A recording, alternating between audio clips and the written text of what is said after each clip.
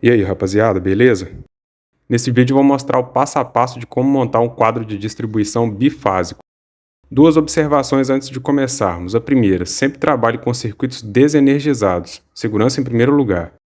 Segundo, eu tenho notado nos comentários dos últimos vídeos que eu não deixei clara a tensão de alimentação.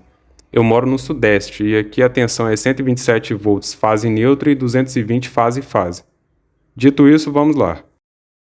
Nesse quadro teremos dois trilhos DIN para os componentes de proteção e dois barramentos, o de cima para os cabos do neutro e o de baixo para os cabos do terra. Os cabos que vêm do medidor da concessionária têm 10 mm de seção, compostos por duas fases na cor preta e vermelha. O neutro e o cabo de proteção, que é o terra, têm as cores definidas pela norma, o neutro azul e o terra verde. Usaremos 4 componentes de proteção geral, um disjuntor bipolar de 50 A para proteção dos cabos, 2 DPS para proteção dos equipamentos contra sobretensão na rede causada por descargas atmosféricas. Eles são de classe 2, que é instalado no quadro de distribuição, 175 volts, no mínimo 1,1 vez a tensão entre fase e neutro, isso é definido pela norma. De 20 kA, que é indicado para residências em áreas urbanas. Se você mora na área rural, use DPS de no mínimo 40 kA. Isso é necessário porque na zona rural a sobretensão por descargas atmosféricas geralmente é maior.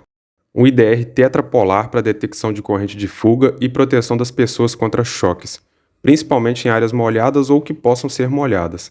Ele é de classe A, que é usado em corrente alternada de 63 A de corrente nominal e sensibilidade de 30 mA de corrente de fuga.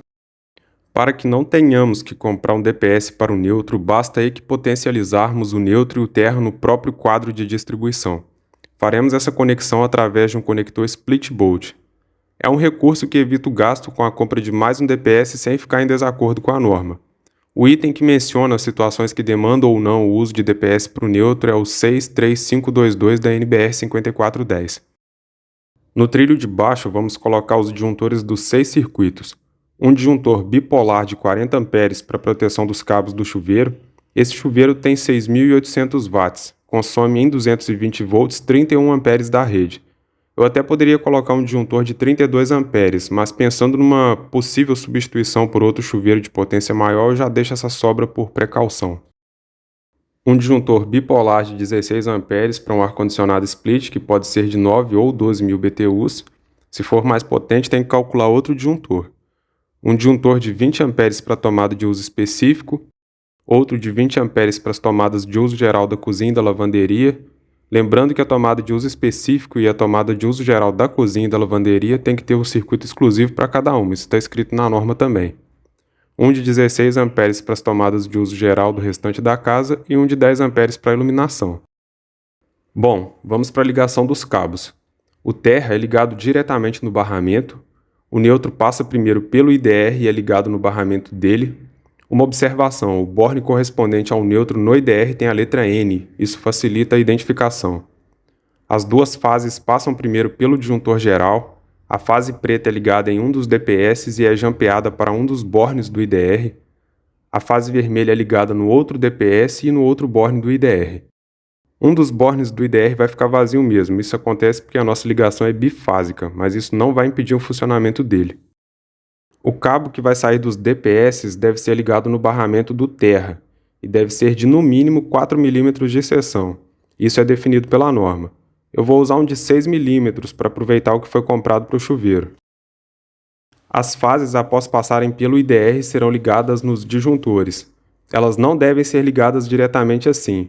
Usaremos terminais genéricos, pois nesses bornes desses disjuntores as fases serão compartilhadas com terminais de um barramento do tipo pente bifásico de 63 A e de 8 terminais. Esse barramento vai fazer a distribuição dessas fases nos outros disjuntores. O barramento é muito bom porque ele evita que façamos o jampeamento usando cabos. O jump até funciona, mas cá entre nós, com barramento, o acabamento e a estética são muito melhores. Caso queira, use um barramento de 10 ou 12 terminais prevendo a inclusão de circuitos extras, mas se fizer isso, use isoladores nos terminais que não forem usados. Nosso quadro está montado, basta distribuir os cabos dos circuitos. De 6 mm para o circuito do chuveiro. Aproveitando o ensejo aí do chuveiro, vocês já sabem que a alimentação dele aí no nosso exercício é bifásica, ou seja, 220 volts. Toma cuidado para não comprar um chuveiro com tensão de alimentação diferente da tensão do circuito que foi projetado para ele. Vejam esses dois chuveiros aí, são idênticos, mas a potência deles não é fixa em 5.500 watts. O que é fixo aí é a resistência ohmica do resistor de cada um. Esse de 127 tem a resistência de 2,93 ohms e o de 220 tem a resistência de 8,8 ohms. Essa informação não vem nos chuveiros. Para descobrir isso, basta dividir a potência pela tensão que ele foi projetado e descobriremos a corrente de cada um. Agora que já sabemos a corrente, basta dividir a tensão por ela e teremos a resistência ohmica de cada um. Se por um acaso você instalar o chuveiro de 127 numa alimentação de 220, esse chuveiro vai queimar. Isso acontece porque a resistência de 2,93 ohms em 220 gera uma corrente de 75 amperes. E ao multiplicar esses 75 amperes por 220, teremos absurdos 16.500 watts. Obviamente isso não vai durar mais do que uma fração de segundos, porque esse resistor desse chuveiro não vai suportar essa corrente tão alta. Se fizermos o contrário, instalar um chuveiro de 220 numa alimentação de 127, essa resistência de 8,8 ohms em 127 gera uma corrente de 14 amperes. E ao multiplicar esses 14 amperes por 127 volts, teremos 1.780 watts de potência. O chuveiro não vai queimar, mas a água também não vai esquentar. Dito isso, vamos finalizar. Usaremos cabos de 2,5 para o circuito bifásico do ar-condicionado, de 2,5 para a tomada de 20 amperes, de 2,5 para as tomadas de uso geral da cozinha e da lavanderia, de 2,5 para as tomadas de uso geral do restante da casa e de 1,5 para a iluminação. Recomendo que usem terminais nas extremidades dos cabos, tá, pessoal? Não coloquei no programa aí, mas deixa o serviço melhor e mais profissional. Finalizamos a montagem do quadro e a distribuição dos cabos. Coincidentemente, enquanto eu fazia esse vídeo, uma colega de trabalho levou um susto na casa dela. Ela me disse que enquanto a filha tomava banho, ela sentiu um cheiro muito forte de plástico queimado. Viu que estava saindo fumaça do quadro, mas graças a Deus manteve a calma e teve a atitude sensata de desligar o disjuntor do padrão de entrada. Ela autorizou colocar esses vídeos aqui no canal para alertar o pessoal, né? Depois o proprietário fez essa gambiarra aí com o conector vago para ela não passar a noite no escuro.